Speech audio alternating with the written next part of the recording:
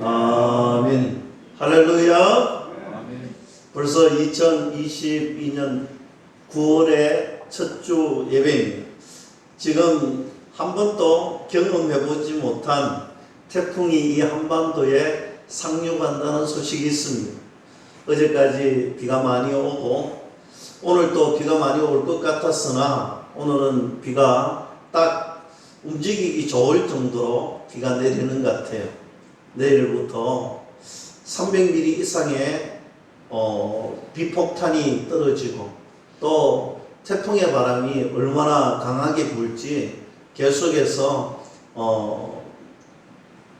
문자를 통해서 또 방송을 통해서 조심하라 라는 이야기를 듣습니다. 저는 오늘 새벽에 기도하고 말씀을 이렇게 묵상하는 중에 그렇구나, 하나님께서 우리 심령밭에 정말 은혜의 말씀, 진리의 말씀이 이 태풍보다도 더 강력하게 우리에게 임하였으면 좋겠다, 이런 생각을 해보았습니다. 세상에 한 번도 경험해보지 못한 폭탄, 태풍과 같은 그런 것들이 다가올 때도 우리가 두려워하는데, 하나님의 은혜의 말씀, 생각지도 않는 그런 순간에, 정말 상상하지 않는 그런 순간에 하나님이 한번 부어주시면, 하나님이 한번 채워주시면 정말 저와 여러분들로 통하여서 이 한국 땅에 다시 한 번 더 제2의 예루살렘에 은혜가 주어진다, 그런 생각을 해보았습니다. 오늘 우리가 말씀을 대할 때에 그런 마음으로, 그런 믿음으로 오늘 말씀에 순종하고 그 말씀 붙들고 내가 걸어가겠노라고 다짐하며 이 말씀을 함께 대할 수 있기를 주님의 이름으로 간절히 축원합니다. 바울이 3차 선교 여행을 마감하고 예루살렘으로 돌아오는 도중을 계속해서 살펴보았습니다. 우리가 이 말씀을 대할 때에 이런 마음 생각들이 있잖아요. 이제 언젠가 예루살렘에 도착할 텐데 사도 바울은 그 마음이 어떨까? 예루살렘에 도착하면 환난이 기다리고 고난이 기다리고 갇힘이 기다리는데, 다가오면 다가올수록, 말씀의 여정이 다가오면 다가올수록 어떨까? 언제 도착해서 그 도착하면 어떤 일이 일어날까? 이런 생각을 가집니다. 그런 생각을 가지는데 오늘 드디어 사도 바울이 예루살렘에 도착을 하게 됩니다. 오늘 사도 바울이 예루살렘에 오려고 한 이유는 분명했습니다. 환난과 결박이 오늘 사도 바울을 기다리고 있지만, 그가 이곳에 오는 이유는 많은 사람들이 만류하고 또 만류했지만 그럼에도 불구하고 뿌리치고 이곳에 온 이유는 한 가지입니다. 당시 예루살렘에는 큰 기근을 만났습니다. 굉장히 힘든 기근을 만났습니다. 그래서 사도 바울은 이방인 교회들로부터 오늘 예루살렘에 구제할 수 있는 연보를 얻어서 모아서 이것을 예루살렘 교회에 전달하기 위하여 예루살렘에 왔던 것입니다.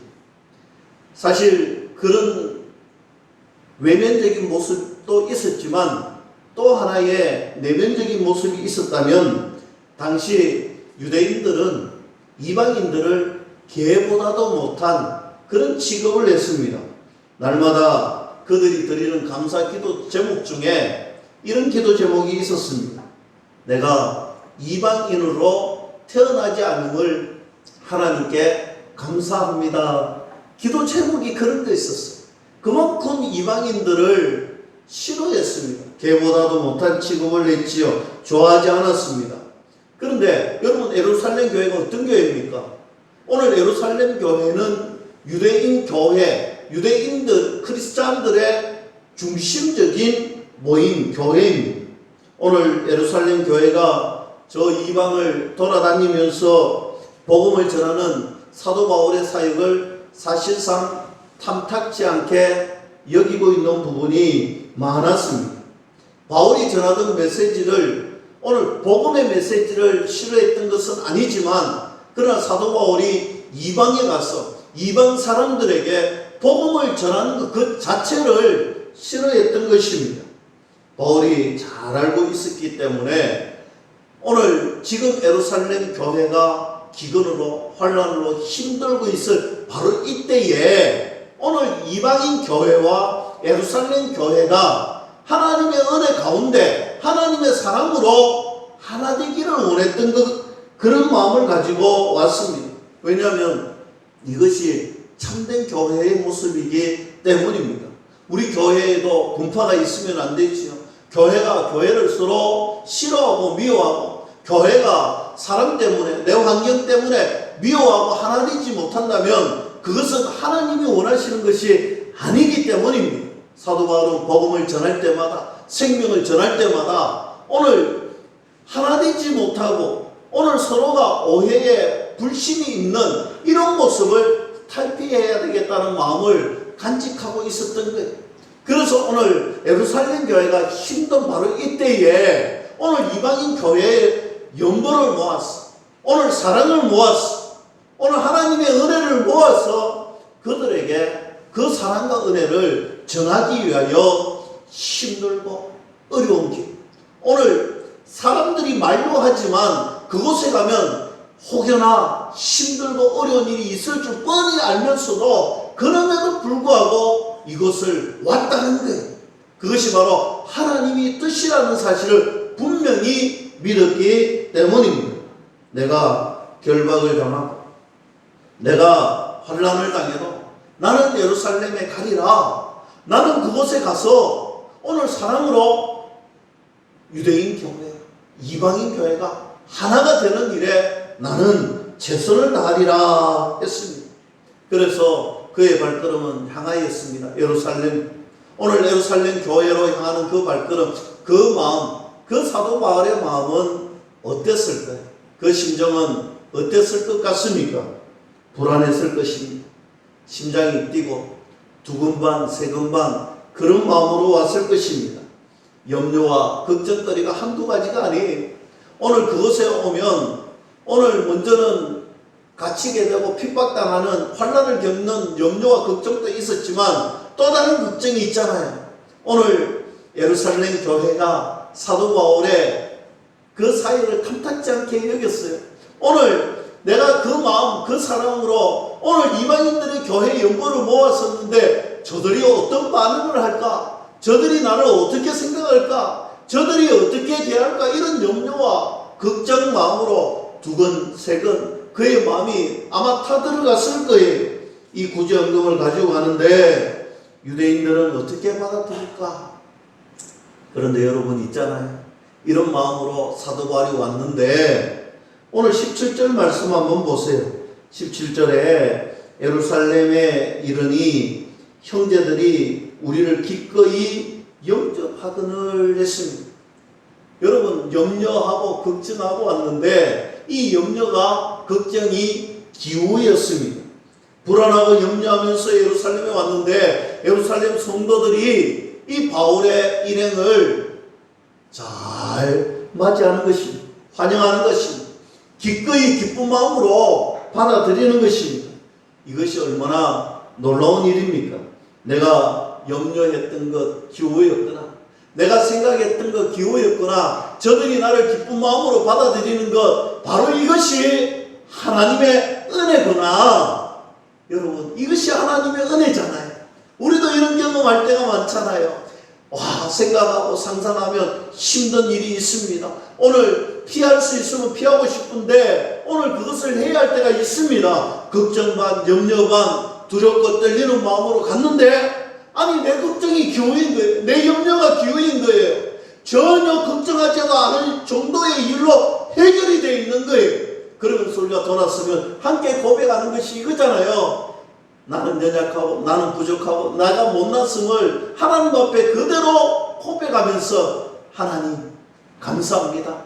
하나님의 은혜가 바로 이런 것이지요. 하나님께서 하셨습니다. 할렐루야. 여러분 하나님이 하시는 하나님의 은혜의 때가 있더라는 것입니다. 이튿날이 되었습니다. 사도 바울 일행은 야고보뿐만 아니라 예루살렘 교회의 지도자들을 만나서 문안합니다. 그리고 그동안 그가 걸어왔던 사역 보고를 시작합니다. 19절 말씀입니다. 바울이 문안하고 하나님이 자기의 사역으로 말미암아 이방 가운데서 하신 일을 낱낱이 말하니 했습니다. 이제 낱낱이 이야기합니다. 3차 전도 여행을 다녀왔는 그 사역복을 낱낱이 보고합니다.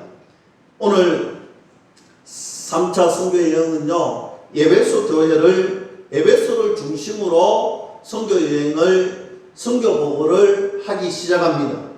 당시 우리가 에베소라는 지역에 관하여서 우리가 계속해서 말씀을 나눴잖아요. 에베소는요, 로마 제국의 3대 도시 중에 하나인 큰 도시였습니다. 거기에는 엄청난 큰 신전이 하나 있는데 아데미 신전이 거기에 있습니다. 여러분 제가 이야기했죠. 아데미 신전은 세계 7대 불가사리 중에 하나로 꼽히는 아주 불가사의하게 큰 신전이었어요. 엄청나게 크고 웅장한 신전인데 그곳에는 수많은 사람들이 아데미 신을 섬겼습니다. 사실 로마 제국에 많은 신들이 있었지만 그 중심에 이 아데미 신이 있는 거예요. 쉽게 말하면 우상들이 참 많은데 당시 이 수많은 우상들 중에 두목급, 대장급 되는 중심이 되는 신이 바로 아데미 신이었고, 이 아데미 신전이 이 에베소 도시에 세계 7대 불가사의 큰 건물로 웅장하게 지어져 있습니다. 로마 제국을 전체로 둘러듣고 있는 이 아데미 신, 이 본산지가 바로 에베소였다. 여러분, 우리도 우리 지역에 우상의 본거지가 있잖아요. 여러분, 천부교 아시죠? 그들은요, 지금도 우상의 본거지지만 그들 보면요, 자부심이 대단해. 간장을 하나 만들어도요, 자부심 있게 만들 거예요. 또 그들은요, 요즘 요구르트 비슷한 것도 얼마나 자부심 있게 만들어 놓았는지. 그들은요, 오늘 그들의 하나님이라고 믿는 그 우상이 죽었는데도 불구하고 그들은 여전히 우상하고 신격하고 오늘 그 무덤이 있는 섬이 성지로 불려지잖아요. 그처럼 우상들은요, 어마어마하게 그들의 자부심을 가지고 있습니다. 여러분, 심지어 이 작은 동네, 이 작은 나라에 우상을 섬기는 한 우상의 본거지도 저런데, 당시에 로마 제국, 여러분, 세계의 최고의 강대국인 이 로마 제국에 오늘 우상의 본거지인 이 에베소, 그들은요, 얼마나 자부심이 있었는지 몰라요. 이 본거지에서, 우상의 센터에서 사도 바울은 복음을 전합니다. 해당에서 3개월을 복음을 전하다가 핍박받고 그는 이제 두란노 소원, 우리가 잘 알고 있는 두란노 소원에서 2년여 동안 복음을 전합니다. 에베소서 사역할 때 어떻게 사역했습니까? 오늘 사도 바울은 그 누구의 도움으로 오늘 사역하지 않았습니다. 그는 자비랑 사역을 했지요. 아침에 가서 저녁 늦게까지 본인이 일을 해서 돈을 벌어서 오늘 다른 사역자들을 돕고, 심지어는 오늘 힘들고 어려운 사람들을 도와주면서 사역을 감당했습니다.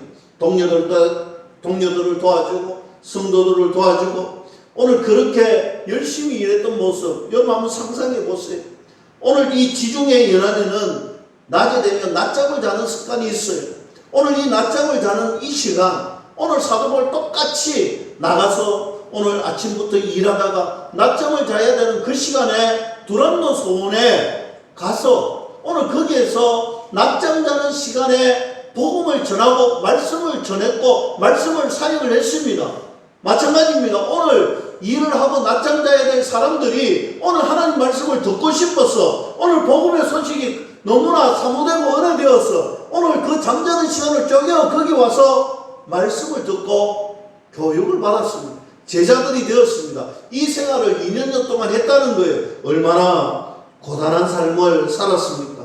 오늘 세상 사람들과 똑같이 일하고 똑같이 잠자고 똑같이 일어나서 오늘 자기의 낮잠 자는 시간을 쪼개어서 복음을 전하였습니다.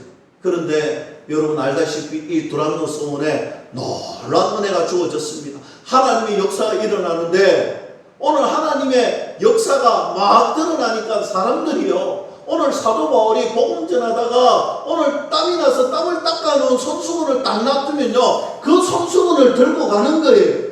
오늘 자금용 앞치마를 딱 벗어놓고 오늘 복음을 전하고 돌아보면 자금용 앞치마가 없는 거예요. 이유는 한 가지입니다. 오늘 이것을 가지고 병자들에게 다 던져놓고 기도하면 병이 고쳐지고 귀신 들린 자들에게 딱 올려놓으면 귀신이 떠나가는 역사가 있더라. 할렐루야. 여러분, 당시에 이런 일들이 일어났다는 거예요. 오늘 사도 바울이 하나님의 말씀을 전할 때에, 오늘 복음 전할 때에, 오늘 심지어 그 손수건 앞치마 이걸 들고 가서 자기들이 몰래 들고 가서 그거 얹어놓으니까 하나님의 역사가 일어나더라는 것입니다. 사랑하는 믿음의 동역자 여러분, 저는 이런 꿈을 꾸어보았습니다. 정말 하나님께서 사도 바울로 통하여서 이런 강력한, 세상 사람들이 도무지 믿기 힘든 이런 강력한 믿음의 역사가 일어나는 것처럼 오늘 우리 교회를 통하여서, 저와 여러분들로 통하여서, 우리 자녀들로 통하여서 하나님의 강력한 역사가 일어나기를 주님의 이름으로 간절히 축원합니다. 이 외에도 놀라운 역사가 에베소 교회에 충만하게 역사했습니다. 여러분 알다시피 아데미 신, 오늘 이 큰 신전이 있었고요. 오늘 이 신전이, 큰 신전이 있었을 뿐만 아니라 집집마다 오늘 아데미 신을 섬기고, 이 아데미 신 마술, 주술 같은 오늘 우상의 책들이 있었는데, 여러분 이런 일들이 하나님의 역사가 일어나니 아데미 신은 가짜라는 거예요. 이거 이제 우리는 필요 없다라는 거예요. 그래 집집마다 있는 아데미 신들이 다 불타는 거예요. 심지어 주술을 배웠고 오늘 그것을 통하여 일했던 모든 책들이 약 5만여 권의 책들을 불태워버리는 은혜가 있었더라. 언제? 에베소 교회에 사도 바울이 복음 전할 때에 3차 선교 여행할 때에 이런 일들이 일어났더라. 이것을 보고 하는 거예요. 여러분 호사다마라고요. 좋은 일만 있는 것이 아니잖아요. 오늘 이런 일이 일어나니까, 하나님의 은혜가 나타나니까 누군가는 오늘 갑자기 큰일 났는 거예요. 여러분 생각해 보세요. 아데미 신전, 아데미 우상 뭐 이런 것들을 만들고 책을 만들고 뭐 이렇게 했던 사람들이 오늘 있는 것도 내다버리니까 이걸 팔 길이 막연해지는 거예요. 그들이 생계를 유지할 일이 막연해지는 거예요. 전에는 이거 만들면 얼마나 많은 사람들이 만들었겠어요. 오늘 생계를 유지하고 오늘 그렇게 했던 사람들이 이제 그들이 힘든 거예요. 돈을 벌 수 있는 일이 없어진 거예요. 안 팔리고 화가 나서 데메트리오와 자기 업을 같이 하는 사람들을 불러 모아 소열을 일으킵니다. 아니 어디서 불러온 바울이라는 사람이 지금 우리의 신을 업신여기고, 그것 때문에 지금 이런 소동이 일어났는데 오늘 저 사람 쫓아내자는 거예요. 우리 업의 치명타를 여기는 해코지 하는 바울을 잡자는 거예요. 오늘 잡아서 본때를 보여주자는 거예요. 그런데 하나님께서 바로 그 순간에 사도 바울을 안전하게 피할 수 있는 길을 열어주셨더라. 그럼에도 불구하고 화가 났던 사람들이 바울 대신에 가이오와 아리스다고를 잡아서 저 수만 명이 몰려드는 연극장으로 그들을 끌고 갑니다. 오늘 수만 명이 들어가는 그 연극장에 오늘 아데미 신을 섬기는 사람들이 바글바글 모여 있는 거예요. 그것에서 오늘 광란의 목소리를 외치는 거예요. 오늘 광란의 소리를 그 현장 속에서 하는 거예요. 큰일 났다 싶어서 그 지역을 다스리는 서기장이 오늘 그 소리를 듣고 찾아와서 그들을 향하여서 설득합니다. 말합니다. 조근조근 설득하고 말하니까 여러분 그 광란의 순간에 사실 그 누군가가 이야기한들 귀에 들려오겠어요? 들려오지 않습니다. 오늘 들려오지 않을 뿐만 아니라 들으려고도 하지 않습니다. 그런데도 놀란 것은요, 그 서기장의 소리를 들었던 그 광란의 수많은 사람들이 해산하더라는 거예요. 해산하더라는 거예요. 그런데 돌이켜 생각해 보니 이 서기장의 소리를 듣고 돌아간 것이 아니라 그 배후에서 하나님께서 이 모든 상황들을 해결해 주셨더라. 오늘 하나님께서 이미 그들의 마음을 이때쯤 풀어주시고 해결해 주시고 돌아갈 수 있도록 만들었더라. 그래서 사도 바울은 고백합니다. 하나님께서 하셨습니다. 이 모든 것들을 하나님께서 하셨습니다. 하나님의 은혜 외에는 설명할 길이 없습니다. 라고 사도 바울은 고백하고 있습니다. 3차 선교여행에 있어서 또 하나 골치 아픈 교회가 있었는데 바로 고린도 교회였습니다. 이 고린도 교회는 고린도전서 5장 9절 말씀을 가보면 이런 내용이 있습니다. 내가 너희에게 쓴 편지에 음행하는 자들을 사귀지 말라 하였다 했습니다.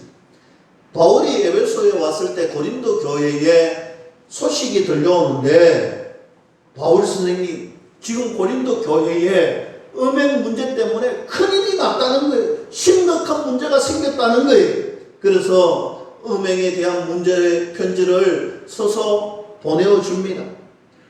오늘 고린도전서를 쓰기 전에 사실 첫 번째 편지가 보내졌습니다. 고린도 교회로 보내는 첫 번째 편지가 지금은 남아있지 않지만 그 첫 번째 편지에는 분명한 내용이 있습니다.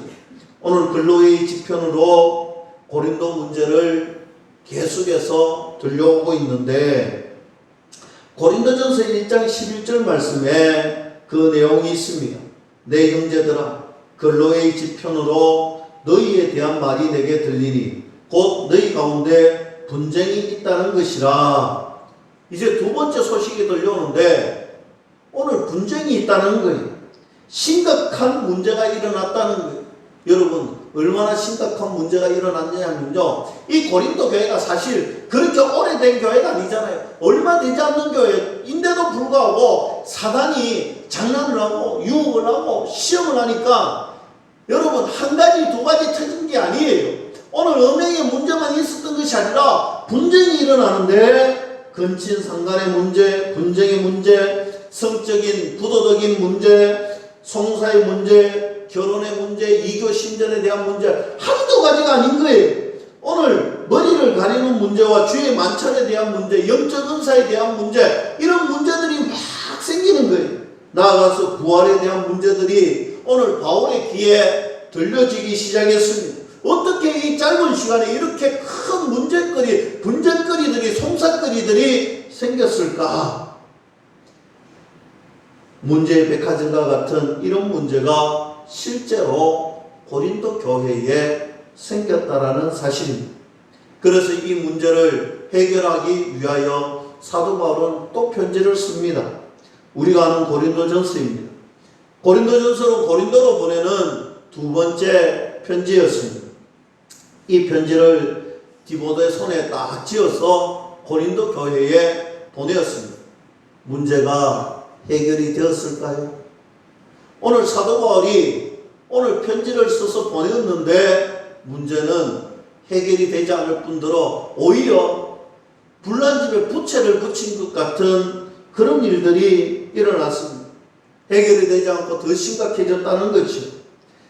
바울은 견딜 수가 없어서 내가 글로만 해서는 안 되겠다. 내가 직접 가서 복음을 전해야 되겠다. 그래서 바울이 에베소 고린도 교회를 갑니다. 고린도 성도들을 만났습니다. 여러분 문제가 해결됐을까요? 성경은요, 불난집에 부채가 아니라 불난집에 기름을 퍼부은 듯이 더 심각해졌다는 것입니다. 더 확산이 되었다는 것입니다. 바울이 엄청나게 후회를 합니다. 그 내용이 성경에 나옵니다. 바로 고린도후서 2장 1절 말씀입니다. 내가 다시는 너희에게 근심 중에 나아가지 아니하기로 스스로 결심했다는 거예요. 내가 다시는 고린도 교회를 이런 방문은 하지 않겠다라고 이야기합니다. 그리고 나서 너무 염려가 되어서 다시 한 번 더 편지 한 통을 씁니다. 고린도 교회로 보내는 세 번째 편지였습니다. 고린도후서 2장 4절에 내가 마음에 큰 눌림과 걱정이 있어 많은 눈물로 너희에게 쓴노니. 바울의 세 번째 편지는요, 눈물의 편지였고 애통의 편지였습니다. 오늘 눈물로 애통하는 마음으로 편지를 보냈습니다. 그리고 나서 후회합니다. 이거 내가 잘못 보냈는 거 아닌가? 이것도 내가 실수하는 거 아닌가? 왜 또 괜히 내가 편지를 써서 끌고 부서만 만드는 거 아닌가? 고린도 교회 문제는요, 너무 심각하고 또 심각해서 사도 바울의 마음이 불안한 거예요. 그래서 바울은 그대로 있을 수 없어서 드로아에 가서 편지를 가지고 간 디도를 기다립니다. 편지를 가지고 간 디도를 기다리지만 오지 않지요. 마음이 너무 답답하고 견딜 수가 없고 걱정이 되는 거예요. 너무 마음이 힘든 거예요. 마게도냐까지 바다를 건너가서 기다립니다. 그 내용이 고린도후서 2장 13절 말씀입니다. 내가 내 형제 디도를 만나지 못함으로 내 심령이 편하지 못하여 그들을 작별하고 마게도냐로 갔노라 했습니다. 그런데요, 이 마게도냐에서 디도를 만나게 됩니다. 오늘 이 디도를 만나게 됩니다. 어떤 소식을 가지고 왔을까?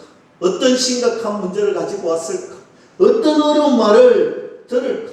아무리 해결되지 않았던 그 문제, 오늘 편지를 쓰고 내가 나도 오늘 불난 집에 기름을 붙인 것 같은 심각하게 꼬여만 가던 그 문제, 오늘 그 문제 다시 한 번 더 눈물로 애통한 마음으로 편지를 쓰고 이제 만났습니다. 고린도후서 7장 5절 7절 말씀입니다. 제가 이 말씀 봉독해 드리겠습니다. 우리가 마게도냐에 이르렀을 때에도 우리 육체가 편하지 못하여 사방으로 환난을 당하여 밖으로는 다툼이요 안으로는 두려움이요 그러나 낙심한 자들을 위로하시는 하나님이 디도가 오므로 우리를 위로하셨으니 그가 온 것뿐 아니요 오직 그가 너희에게서 받은 그 위로를 위로하고 너희의 사모함과 애통함과 나를 위하여 열심히 있는 것을 우리에게 보고함으로 나를 더욱 기쁘게 하였노라. 아멘. 여러분, 아멘이시지요? 애통하는 마음, 눈물로 편지를 쓰고 마음을 정말 마음을 힘들게 가지고 기다렸는데 이제 디도를 만나니 끝나지 않을 것 같았던 그 심각한 문제가 해결이 되었다는 그 문제가 잘 해결이 되었다는 거예요. 여러분, 이것은요, 하나님의 은혜 외에는 우리가 대답할 수 있고 말할 수 있는 방법이 없는 거예요. 그래서 기쁨으로 하나님의 은혜에 위로를 받고 하나님 은혜에 감사하고 하나님이 하셨습니다는 고백을 할 수밖에 없었다라는 사실입니다. 사랑하는 성도 여러분, 하나님께서 하시면 됩니다. 하나님께서 하시면 될 줄로 믿을 수 있기를 축복합니다. 다시 한 번 더 우리 본문 말씀으로 돌아옵니다. 19절 말씀에 바울이 문안하고, 그 다음 부분을 잘 보세요.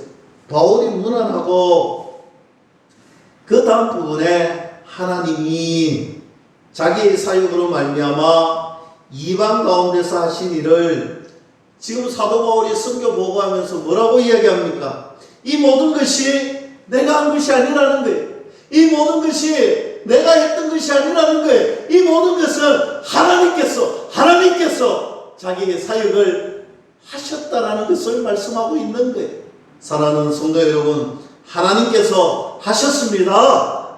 내가 한 것이 아니고 하나님께서 하셨습니다. 이 고백이 저와 여러분들의 고백이 되어야 됩니다. 우리 교회의 고백이 되어야 됩니다. 우리 가정의 고백이 되어야 될 줄로 믿습니다. 내가 한 것이 아니고 하나님이 하셨다는 것. 우리가 지금까지 살아온 것, 올 한 해 우리가 9월을 맞이했지만 지금까지 살아오면서 내가 한 것처럼 착각하고 살았는데, 내가 이루어 놓은 것처럼 착각하고 살았는데 돌아보니 하나님께서 하셨습니다. 하나님께서 하셨습니다.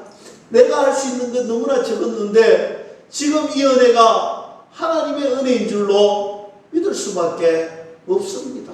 이 고백이 저와 여러분들이 고백이 되기를 축복합니다. 이렇게 바울이 선교 보고를 했습니다. 그런데 이 선교 보고를 했음에도 불구하고 여전히 문제는 있었습니다. 20절 말씀이죠. 그들이 듣고 하나님께 영광을 돌리고 바울들이 이르되 형제여 그대도 보는 바에 유대인 중에 믿는 자 수만 명이 있으니 다 율법의 열성을 가진 자라. 여러분 문제가 뭐냐면요, 예루살렘 교회에 율법에 정통한 수많은 유대인들이 있는데 이 유대인 크리스찬들이 있는데 그들이 바울에게 오해하고 있는 것이 있다는 거예요. 지금 바울을 탐탁지 않게 여기는 수많은 사람들이 있는데 그것은 오해에서부터 불구한데 오늘 그것이 21절입니다.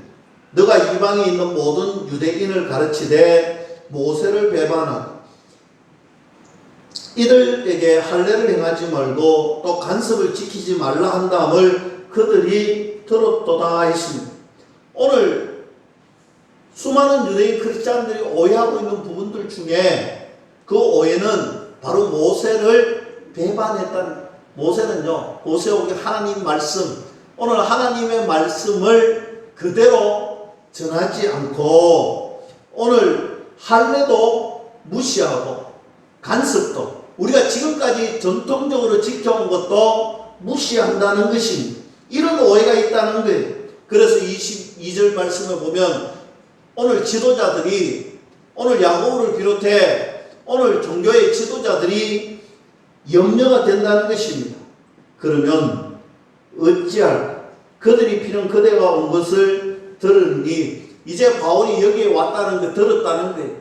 그 오해하고 있는 많은 사람들이 들었다는 거예요.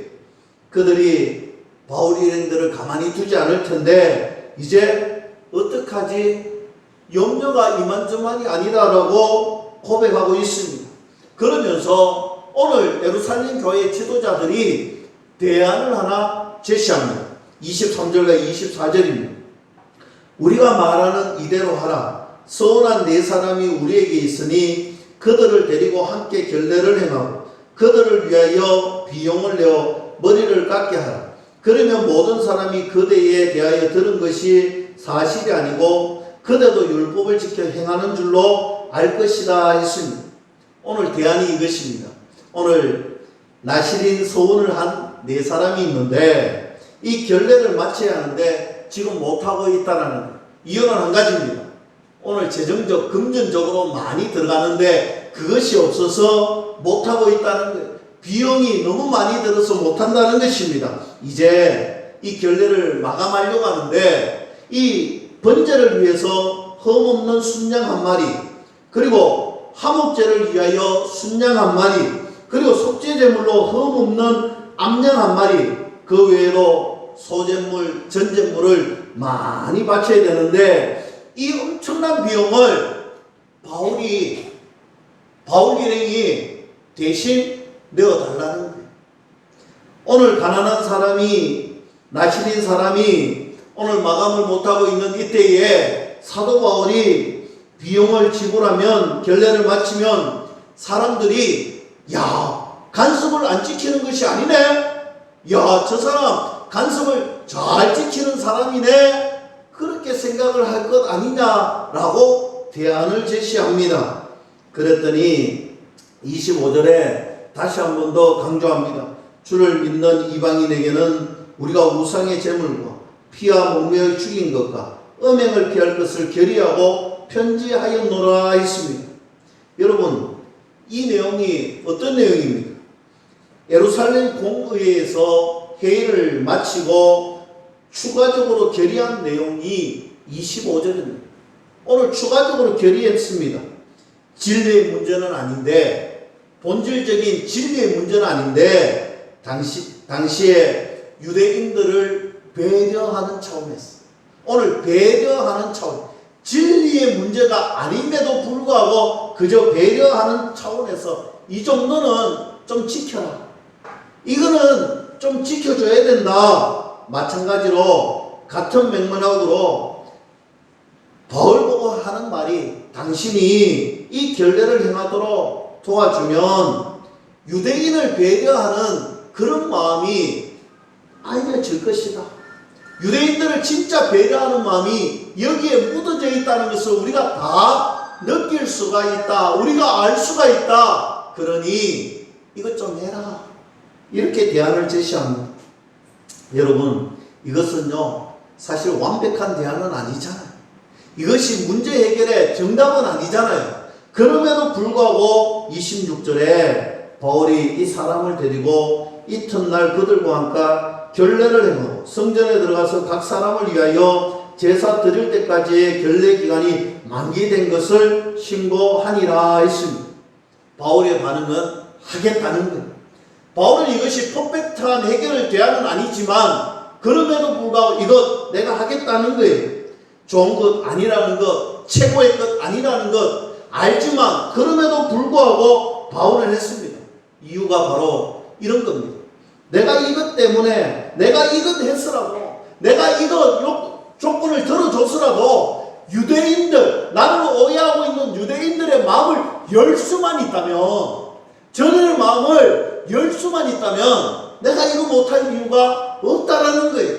내가 저들의 마음을 열기 위해서, 저들의 마음을 감동시키기 위해서 내가 이거 진리를 뭐 하고 안 하고의 문제가 아니잖아요. 진리를 다루지 않는 이 부분에 있어서 내가 저들의 마음을 조금이라도 열기 위해서 내가 감당하겠다는 거예요. 여러분, 바로 이런 겁니다. 여러분, 우리가 복음 전할 때, 진리 전할 때, 여러분, 복음은 진리잖아요.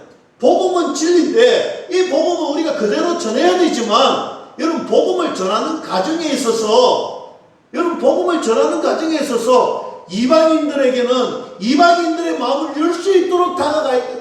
오늘 오해하고 있는 유대인들은 그 유대인들의 마음을 열기 위해서 다가가는 것, 이건 내가 기꺼이 감당하겠다는 거예요. 여러분, 복음을 전하는 일에, 우리가 복음을 전하는 일에 하지 못할 일이 없다라는 거예요. 내가 복음 전하는 일에 내가 저들의 마음을 얻을 수 있고 열 수만 있다면 내가 그거 감당하겠다는 거예요. 그래서 고린도 전서 9장에 내가 유대인에게 유대인같이 하는 것은 유대인을 얻기 위함이야. 내가 율법 없는 자 앞에서 율법 없는 자 같이 행하는 것은 율법 없는 자를 얻기 위함이요. 내가 약한 자들 앞에서 약하게 행하는 것은 약한 자를 얻기 위함이요. 바울은요, 한 생명이라도 얻을 수 있다면, 단 한 생명이라도 얻을 수 있다면 내가 그것 위해서 최선을 다하겠다는 거예요. 그 마음을 얻기 위해서 나는 최선을 다하겠다는 거예요. 진리의 문제가 아니라면, 여러분, 우리가 복음을 위해서 한 생명을 얻기 위해서라면 그 어떤 일이라도 감당할 수 있는 저와 여러분들이 될 수 있기를 주님의 이름으로 간절히 축원합니다. 바울은 로마서 9장에 이런 마음을 표현했습니다. 나는 동족을 향하여서 너무나도 근심이 되고 아픔을 가지고 있습니다. 그들 한 사람 한 사람 한 사람을 구원하기 위해서 내가 하나님 앞에 저주를 받고 그리스도에게도 끊어질지라도 내가 그 일을 하겠습니다라고 고백한 적이 있습니다. 유대인 크리스찬의 마음을 열 수만 있다면, 그들의 마음을 열 수만 있다면 충분히 이것 감당하겠다라고 결심했습니다. 여러분, 사도 바울의 이런 결심에는 사실은 믿는 구석이 있던 거예요. 사도 바울의 이 마음에는요, 진짜 그가 믿는 마음이 있습니다. 믿는 구석이 있습니다. 비록 퍼펙트한 대안, 해결 방법은 아니지만 내가 이처럼 노력하고 내가 이처럼 최선을 다하고 내가 이처럼 하면 우리 하나님께서 이 마음 보시고 하나님이 하시는 거예요.